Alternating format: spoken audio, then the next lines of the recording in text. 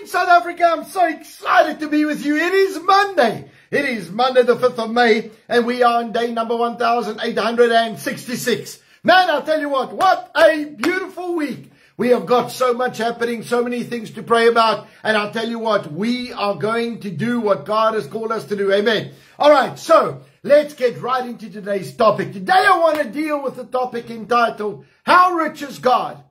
How rich is God? It's a very important question. All right, many people don't sit down and discuss this or have a look at it. All right, but I want to tell you this. It is so important. Philippians 4:19 says this.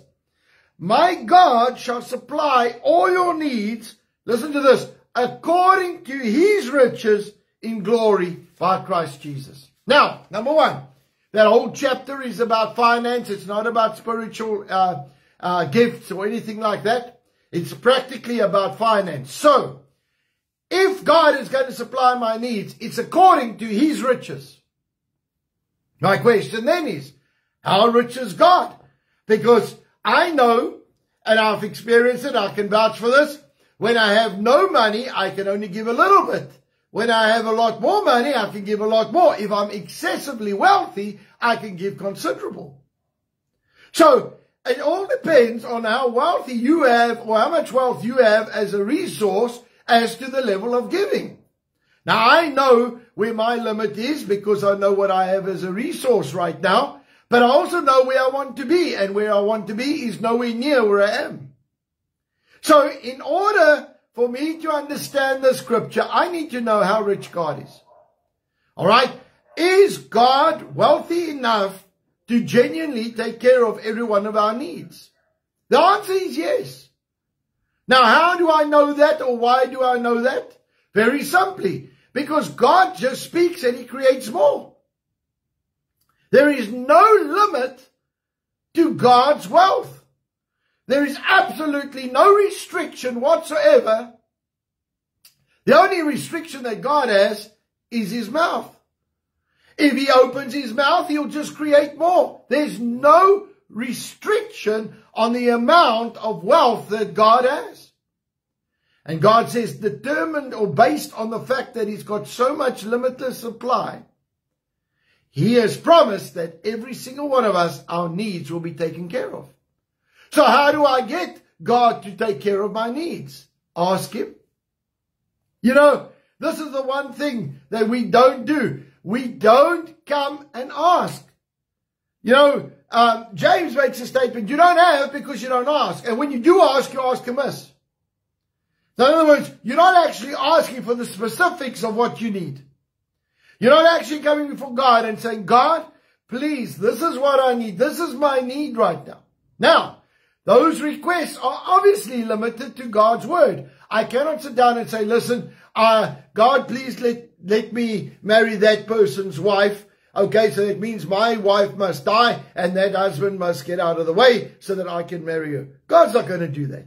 God's not going to go against his word. And I mean, I've been in many situations where people are actually praying that. Where people are genuinely praying that somebody will die so that they can marry their spouse. Okay, but that's just one example. So the point is, there is a restriction, and that is according to God's word.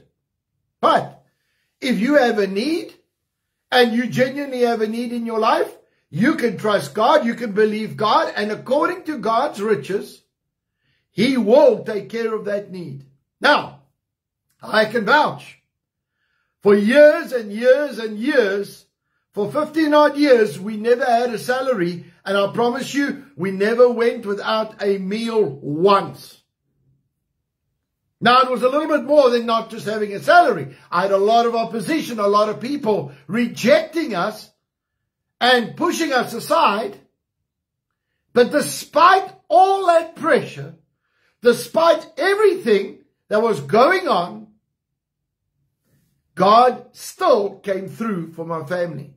And at that point, there was 5 of us.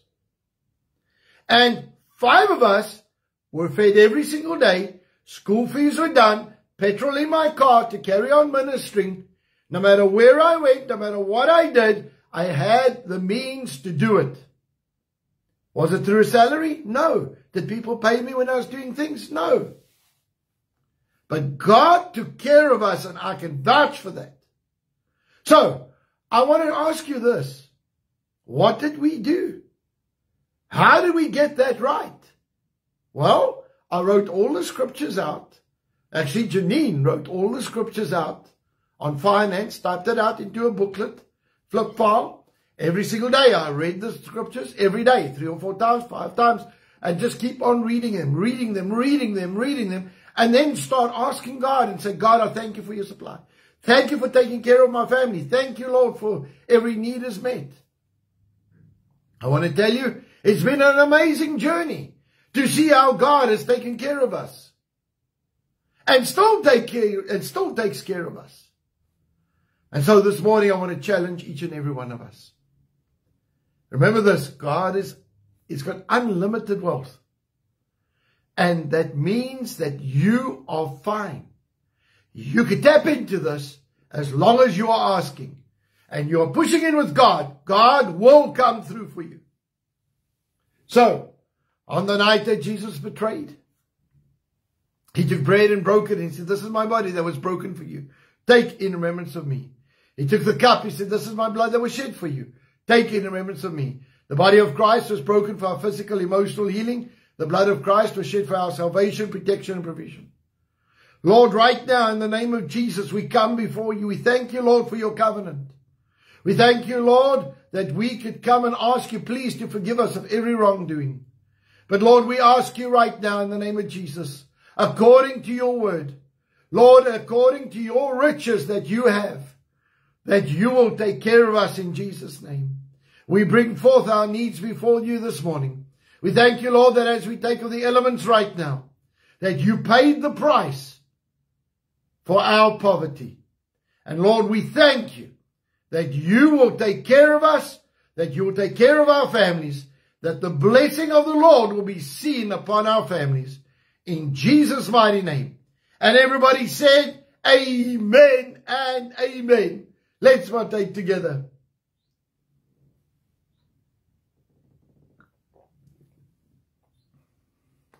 Lord, right now, in the name of Jesus, we come before you. Lord, I release the dunamis power of God over our physical bodies in Jesus' name. I command every single symptom of sickness to go in the name of Jesus. Thank you, Lord, that we walk in divine health and divine healing as ours. In the name of Jesus Christ. And everybody said, amen and amen. Well, folks, we are so excited about what God is going to do in this nation. Amen. All right, so today we've got 2 major prayer requests that we need to start getting ready for. Number 1, on Thursday, the Pope, they are busy electing the new Pope. The prophetic word is, if we pray, God will come through and he will give us a spirit-filled Christian as a Pope. Right? I do not believe that this is the end times yet. I do not believe that we're at the place where we're coming to the end of time. I believe that there's first going to be a revival and a pushback, like what you've seen in the States. There's going to be a pushback in South Africa. There's going to be a pushback all over the world. I just want to just say that it looks like that the UK are also pushing back tremendously. They've done their local elections, not the government, just the municipalities. And everybody's going back to conservative by overwhelming figures. So the UK is pushing back. So I want you to know that people are now getting to the place of going, listen, it's time to bring back Christian values, Christian things. All right, and it's really important that the Catholic Church can do the same. There's a prophetic word that says that they will do it if the church is praying. So Thursday, we are declaring a day of fasting across this nation to pray that God will give us a Christian Pope, a godly man who can reverse what the devil's trying. So get ready for that. Then, very important, we need to pray for Israel.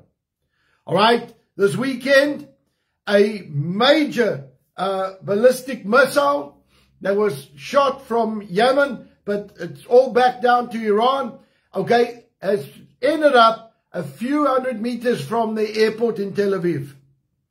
And it's fine, it did not hit the airport, but the point is, it's declaring serious war now.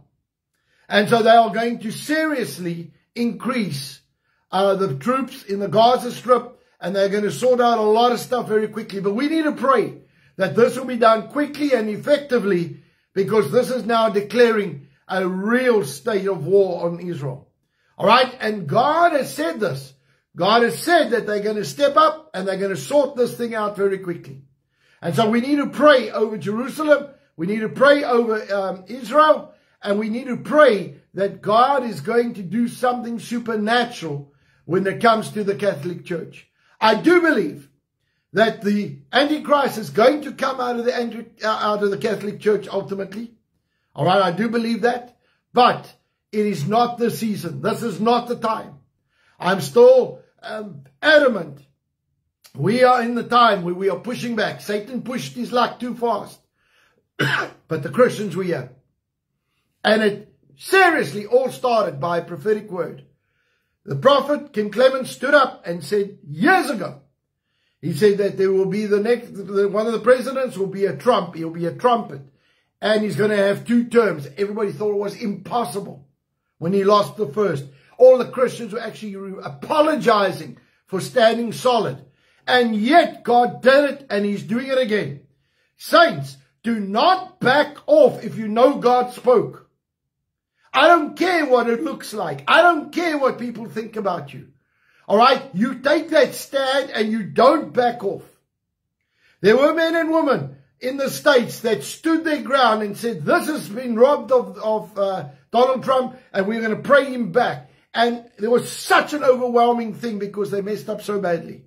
But let me tell you something. It was half God controlling the whole thing, so that they messed up so badly that they said, we're going back to conservative ways. Now the UK is going back to conservative ways. I'm telling you right now, there is a revival coming across this world when it comes to Christianity and serving the Lord with all our hearts. But our nation needs serious prayer. We need to pray because God is doing something in this nation. So please join us. So tomorrow night at 7:30, we have got prayer meetings. So I want to invite you to those prayer meetings. I want you to be part of that thing. Come on, guys. Let's pray for our nation in Jesus' name. This is so, so important. So today I'm going to send out a still advert. Please send that to as far and wide, to as many people as possible, inviting you to our prayer meeting for tomorrow. Because it's critical that we get this thing right in Jesus' name. Amen? We need to pray our nation right. All right, and then tonight I've got Kings and Priests. Bible College is running from 6 o'clock, so please get ready. And then Kings and Priests at 7:30. Please get ready. It's going to be a wonderful time. If you're a business person, come and join us on Zoom. I'm going to be teaching at 7:30 tonight, so please get ready for that. All right, so let's pray. Father, right now in the name of Jesus, we pray. Lord, firstly for the Catholic Church. Lord, I thank you that by Thursday, the Spirit of God is going to move upon the cardinals. And Lord, that they are going to choose the correct Pope for this season in Jesus' name. Lord, I pray that they will have a godly Pope, a spirit-ful Pope in the name of Jesus Christ. Lord, I thank you that as we stand in agreement, we will see the Pope coming that should be in Jesus' name. Father, right now I pray for Israel.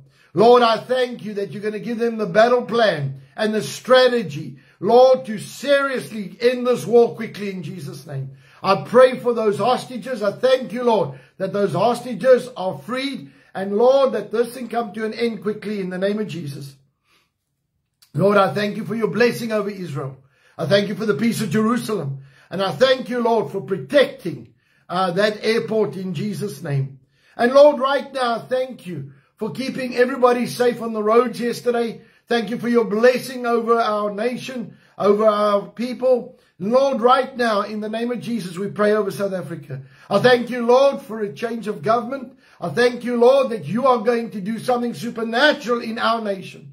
Lord, that our leaders, if they're not obeying you, Father, that you will deal with them and remove those that need to be removed. But God, I thank you for a radical change in Jesus' name. Thank you, Lord, that we will see your plan and purpose and destiny for South Africa.